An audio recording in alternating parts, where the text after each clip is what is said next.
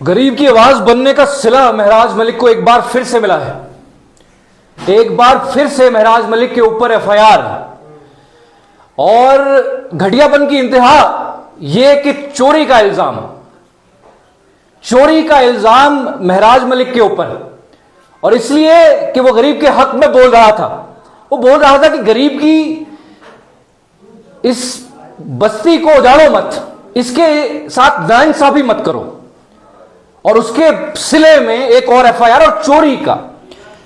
जिनको महराज की तल्ख आवाज से, जिनको महराज के तल्ख अल्फाजों से जरा भी तकलीफ है, वो लोग पहले यह सोचें कि भैया जिसका घर उजड़ रहा है उसके पास क्या ऑप्शन होगा। मान लीजिए आपके घर के ऊपर बुलडोजर चल रहा हो, मान लीजिए आपका रिस्क आपसे छीना जा रहा हो, मान लीजिए आपका एकमात्र सोर्स ऑफ इनकम उसको बर्बाद किया जा रहा हो सिर्फ किसी की जाती इंटरेस्ट को फुलफिल करने के लिए, और अगर उसके जबान से कोई गाली निकलती है या आंसू निकलता है, क्या आप उसको गलत कहेंगे? मुझे नहीं लगता कि किसी भी तरह से गलत कहेंगे, और गलत है भी नहीं।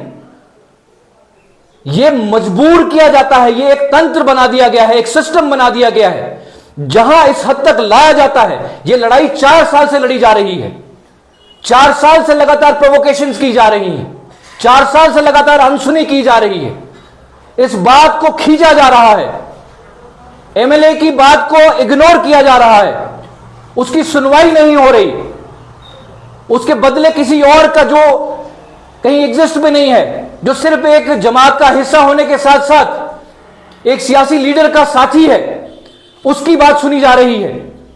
एमएलए के इलाके में एमएलए का फैसला मायने नहीं रखता, उसको प्रोवोक किया जा रहा है, लगातार प्रोवोक किया जा रहा है, और उसके बदले जब एमएलए रिएक्ट करता है, जब महराज मलिक रिएक्ट करता है, तो भाई साहब इसको इविल बनाने की ये कोशिशें, वो लोग जो आज सड़कों पे नारे लगा रहे हैं, बीजेपी के लोग, भाजपा के लोग, वो अपने गिरबान में झांके जरा और पूछे अपने आप से कि उनकी जमात ने इस इलाके के साथ क्या किया है, उनकी जमात ने यहां लूट खसूट के अलावा क्या किया है। आज जो अनपार्लियामेंट्री लैंग्वेज की बात कर रहे थे, जो कह रहे थे कि एक ही होया महराज मोया, उनको बता देना चाहता हूं, तुम्हारे कितने लोग, तुम्हारे कितने नेता आए गए और आए जाएंगे, लेकिन महराज सैकड़ों साल तक लोगों के दिलों में रहेगा।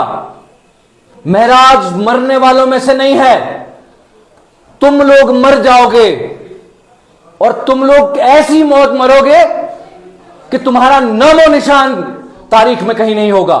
और अगर तुम याद किए जाओगे तो गद्दार के तौर पर, जम्मू कश्मीर के गद्दार के तौर पर, चुनाव वैली के गद्दार के तौर पर।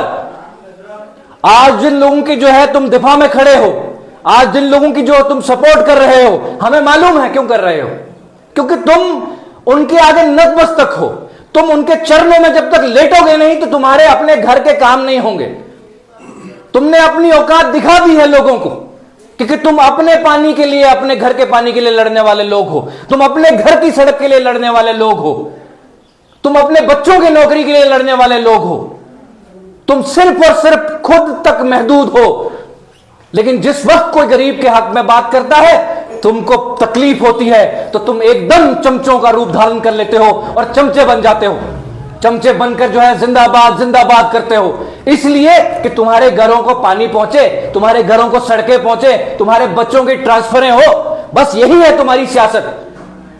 महराज की सियासत गरीब के हक की सियासत है। और ये एफआईआर, एक एक एफआईआर खंगाल के देख लो, वो तमगा है, वो तमगा है महराज मलिक को इस अवाम के हक की बात करने के लिए। खंगाल के देखो, मालूम पड़ जाएगा कि वो एफआईआर किस लिए लगी है। कभी उसके घर के, मकान के, अपनी दुकान की, अपनी सड़क के लिए नहीं लगी, अपने लोगों के लिए लगी है। तो चुल्लू पर पानी में डूब मरो इससे पहले कि मुर्दाबाद के नारे लगाओ। और डिक्टेटर्स जो हैं वो हैं जो मोहताज हैं कि सोशल मीडिया पे खबर आए तो उसके बाद हम रिएक्ट करें। उनको समझना चाहिए कि उनकी जिम्मेदारी है, काम करना है, उनको इसीलिए बिठाया गया है। एप्रिसिएशंस आपकी जो है लोगों की जबानों से निकलती है, कैमरे की मोहताज नहीं होती। लेकिन जब आप ग्राउंड पे काम करते हैं, हकीकत तो यह है कि जिस तरह से कहा जाता है ना कि एक इंसान का कत्ल पूरे इंसानियत का कत्ल है, उसी तरह से एक गरीब मजलूम पर जुल्म पूरी इंसानियत पर जुल्म है, और वो बर्दाश्त नहीं किया जाएगा। वो बर्दाश्त नहीं किया जाएगा। किसी भी तरह का जुल्म किसी भी गरीब मजलूम के साथ बर्दाश्त नहीं किया जाएगा।